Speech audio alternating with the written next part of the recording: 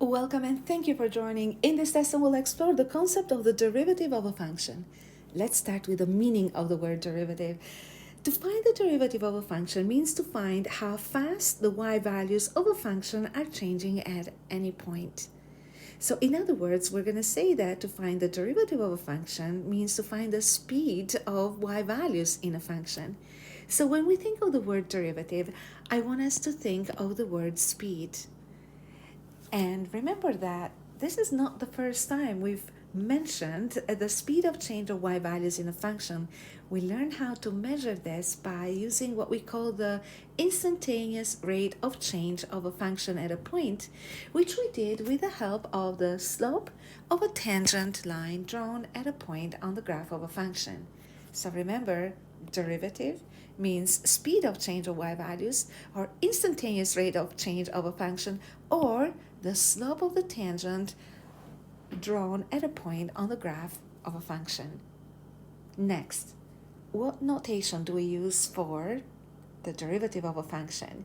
Well, because many mathematicians analyze derivatives in different places, slightly different times, each of them came up with their own definition or notation.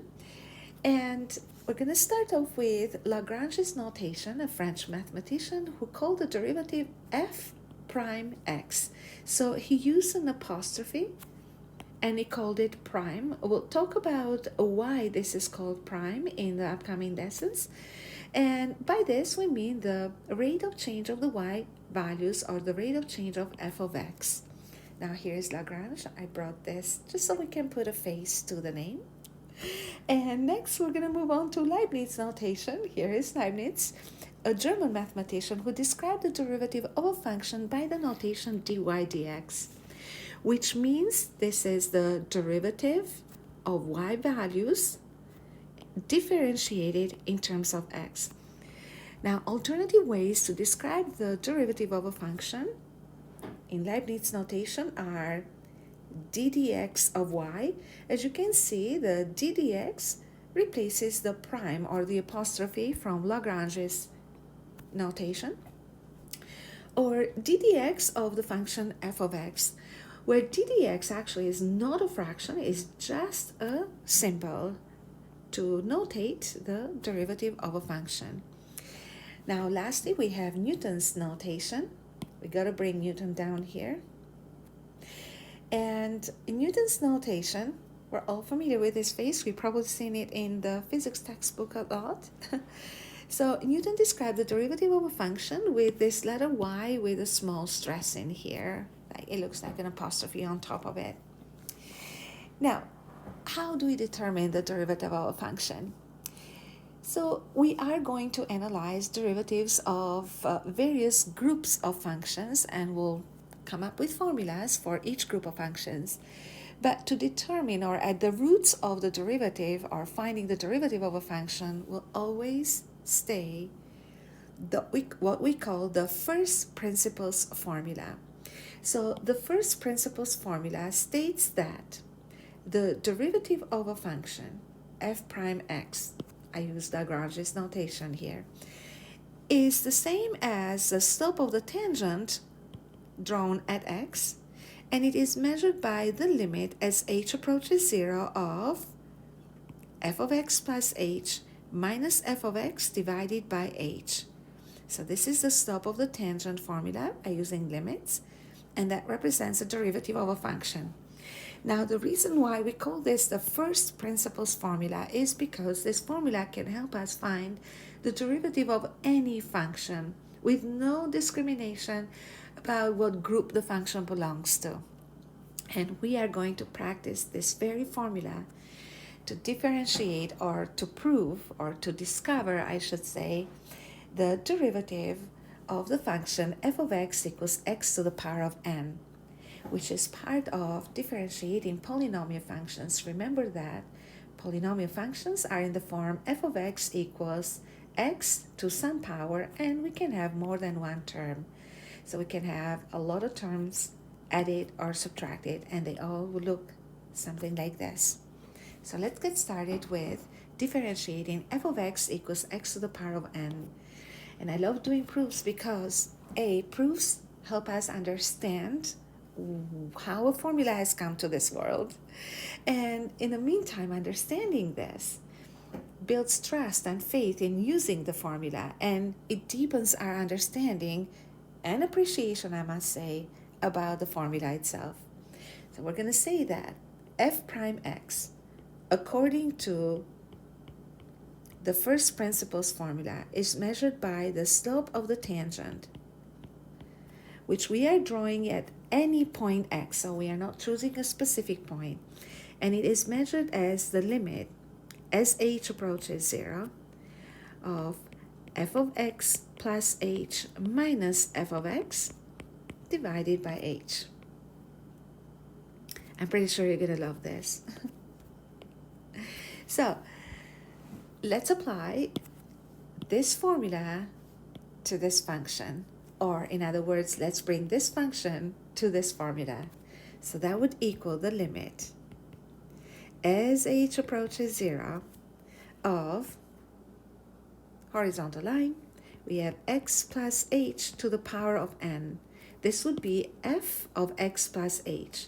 So since f of x is x to the power of n, the x value in the function is replaced by x plus h. So let's make a point by highlighting this. So f of x plus h is x plus h to the power of n. Now, minus f of x. So f of x is x to the power of n. So minus x to the power of n divided by h. Now, as you can see, this is an indeterminate form limit because as h approaches 0, the denominator becomes 0, which makes this indeterminate. So we'll have to search for ways to simplify h. So the way we've done this priorly with other polynomial functions was by expanding this expression. So we have a binomial brought to the power of n. And to expand this, we're going to ask for help, Pascal's triangle. So let me go over Pascal's triangle one more time just to refresh our memory. Pascal's triangle, which is built very easily by simply adding the numbers above, in the row above. So we have 1, 1, 1, 1, 2, 1. I'm going to go one more row, 1, 3, 3, 1. So remember, 1 plus 2, 3, 2 plus 1, 3, 1 plus nothing, 1. And this one here also comes from 1 plus nothing. I'll go one more row, so 1, 4, 6, 4, 1. And remember that when we expand a binomial a plus b to the power of 0, the answer was 1. So that's why we call this the row 0, because it helps us expand a plus b to the power of 0. For a plus b to the power of 1, we use the row 1. So this would be for a plus b power 2, a plus b power 3, a plus b power 4, and I'm going to write them down on the side here.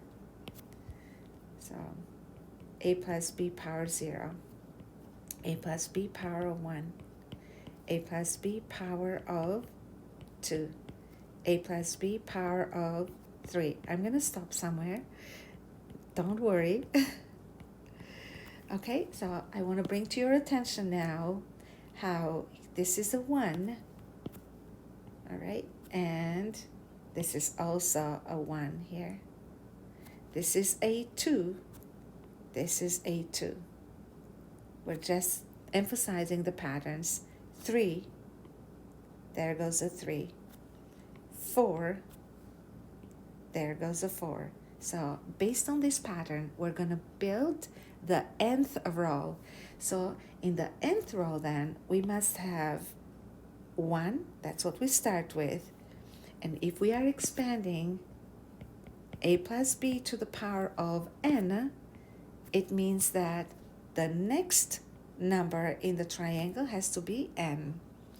And another thing is, I want to bring your attention right here on the last number. You see 4, 4, 3, 3, which means that the last number in the nth row will be 1, and the second last number has to be n. So it follows the same pattern. And we're going to have a bunch of numbers in here, but we don't want to talk about all of them because that takes a lot of time. And this would be sufficient enough for us to expand x plus h to the power of n. So let's expand this together. So here we go. We're going to write here the limit as h approaches 0. Long, long line. So we are expanding x plus h to the power of n, which means that x to the power of n will be the first term. H will be to the power of 0 here. The coefficient will be, take a look at this, the coefficient is 1. So 1x to the power of n times h to the power of 0. Now, the second term will have the coefficient n. So we'll write plus coefficient n. Now remember that x now will go down 1 power, so n minus 1. H will go up a power, h to the power of 1. And then we're going to have a bunch of terms in here. And we'll write the second last number. Or maybe it's best to start with the very last number. So in the very last number here, we're going to have the coefficient of 1.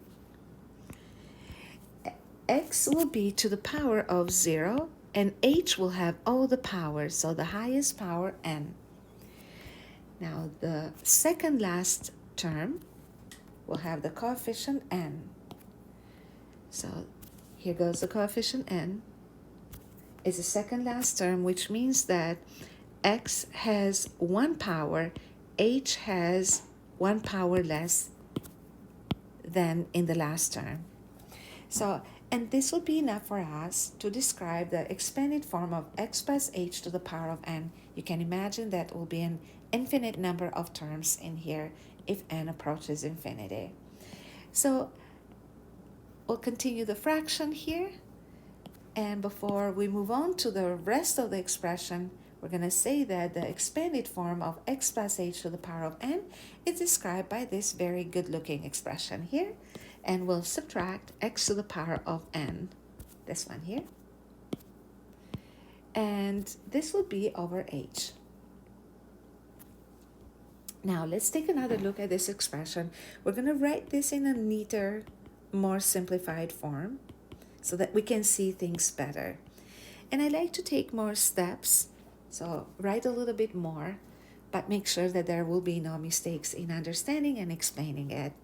So if we have 1x to the n, h to the 0, this is practically x to the power of n, because h to the 0 is 1, multiplication by 1 won't change anything. The next term will be nx power n minus 1 times h. We'll have a bunch of terms here, and then we'll have nx h to the power of n minus 1.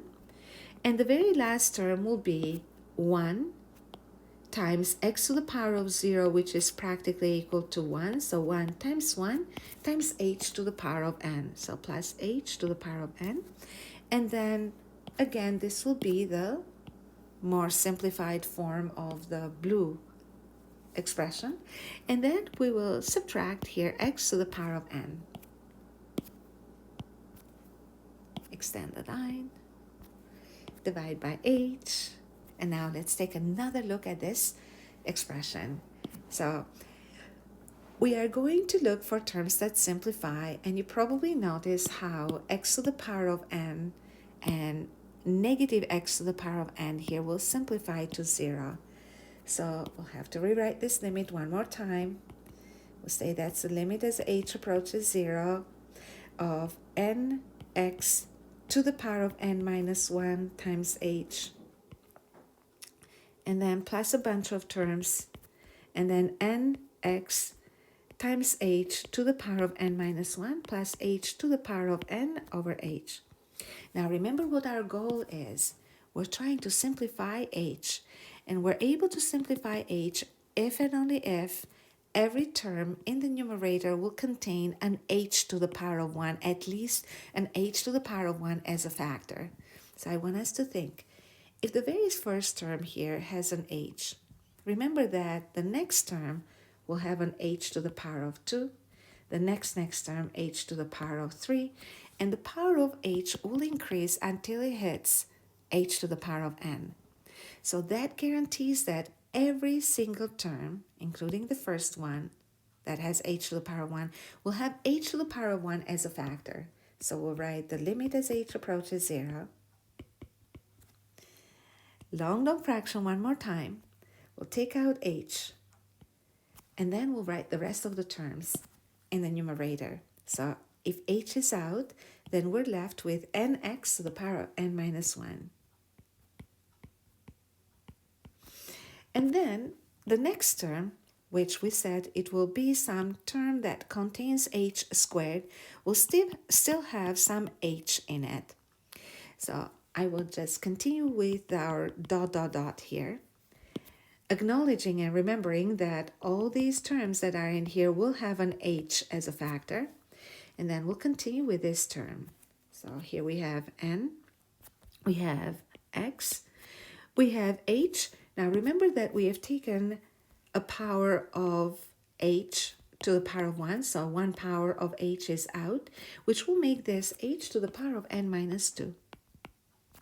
And then the very last term, from h to the power of n, once h is out, will turn into h to the power of n minus 1. We'll close the brackets, divide by h, and now we can see that we can kick h out of the expression. So time to celebrate. So I'm going to rewrite this one more time, but I think that I need to make this a little bit smaller because we have ran out of room. 1 second. Okay. So here we are. We will rewrite the limit one more time. So we'll do things in proper form here. So we have nx to the power of n minus 1 plus a lot of terms here. They all contain an h as a factor. This must stay inside the brackets to indicate that the entire expression is inside the limit. So now we can make h equals 0 or evaluate this limit. Let's see what we get. Obviously, we no longer have restrictions, so that would make it easy for us to evaluate. So we have nx to the power of n minus 1. This contains no h, so there is no way we can substitute the 0 in here. So that won't change. Now, all the terms that are in between will have an h equals 0 as a factor. Multiplication by 0 will give each term a value of 0. When we substitute h by 0 in this term, then we'll have n times x times 0 to the power of n minus 2. So this term will also turn into 0. H equals 0 means that we have number 0 here to the power of n minus 1, which is also equal to 0. So we're going to say that the rest of the terms in here will be zeros. So therefore, we're going to say that this limit here will simply be n times x to the power of n minus 1. Or in other words, we'll say that f prime of x equals n to the power of x minus times x to the power of n minus 1. So generally speaking, we're going to say that the derivative of x to the power of n equals nx to the power of n minus 1. Or, in Leibniz notation, we'll say d dx of x to the power of n equals n times x to the power of n minus 1.